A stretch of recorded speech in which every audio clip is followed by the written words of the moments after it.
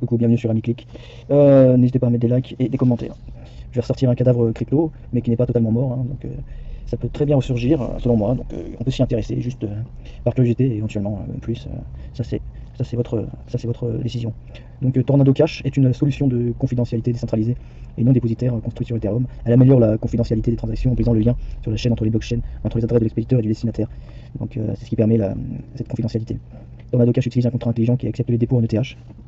Et ERC20, ces dépôts peuvent être retirés par n'importe quelle adresse sur la chaîne. L'utilisation de preuves à connaissance nulle, ZK-SNARKs, permet de garantir la confidentialité. Lorsqu'un utilisateur effectue un retrait, il doit fournir une preuve qu'il possède un secret correspondant à l'un des dépôts du contrat intelligent.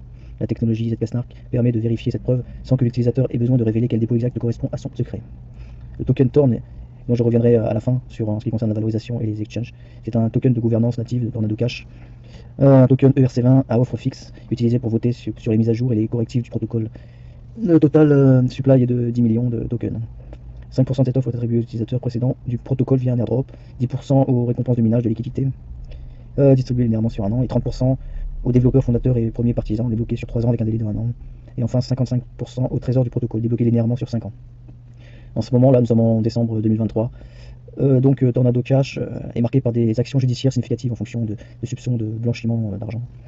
Le 23 août dernier, les États-Unis ont inculpé Roman Semenov et Roman Storm, deux cofondateurs de Tornado Cash, pour leur implication dans le blanchiment d'environ 1 milliard de dollars de produits criminels. Storm, citoyen américain naturalisé résidant dans l'État de Washington, a été arrêté, tandis que Semenov, citoyen russe, n'a pas encore été pris en charge par les autorités. Les accusations portent sur la conspiration en vue de commettre un blanchiment d'argent et des violations de sanctions. Ces mesures interviennent un an après l'interdiction de Tornado Cash par le Trésor américain pour ses liens présumés avec la Corée du Nord et la facilitation du blanchiment de plus de 1 milliard de dollars, notamment pour le groupe cybercriminel nord-coréen Lazarus. Un troisième cofondateur de Tornado Cash, Alexei Pertsnev, a été arrêté par les autorités néerlandaises en août 2022 pour des accusations similaires de blanchiment d'argent. Les États-Unis ont également imposé des sanctions contre Tornado Cash en 2019 en raison de son utilisation par le groupe Lazarus pour le blanchiment de fonds obtenus par le biais de cybercrimes majeurs. Les sanctions impliquent le blocage des biens et des intérêts des deux fondateurs situés aux États-Unis et sous le contrôle de personnes américaines. En ce qui concerne le protocole, Tornado Cash marche toujours, mais forcément certains pays ont restreint l'accès, donc je pense que pour l'utiliser, il faut utiliser un VPN si vous êtes aux États-Unis ou en Union Européenne par exemple. De plus, les adresses semblent être pistées, les adresses créées par Tornado Cash. Ça c'est à vérifier, hein, mais il y a un renforcement de la surveillance. Néanmoins, Tornado Cash fonctionne toujours. Et le token est toujours listé sur certaines plateformes, bien que Binance l'ait délisté il y a quelques semaines, ce qui a contribué à encore plus faire baisser la valeur de celui-ci, qui est quasiment à son plus bas historique, hein, même. Oui, c'est le cas. Il est possible quand même de l'acquérir sur Uniswap, sur Get.io, sur Mexe, sur Bitforex. Pas sûr, enfin, non, je crois pas qu'il y ait assez de liquidité sur Bitforex. Poloniex également, même si là aussi il n'y a peut-être pas beaucoup de liquidité. En tout cas, le principal c'est Uniswap et SushiSwap.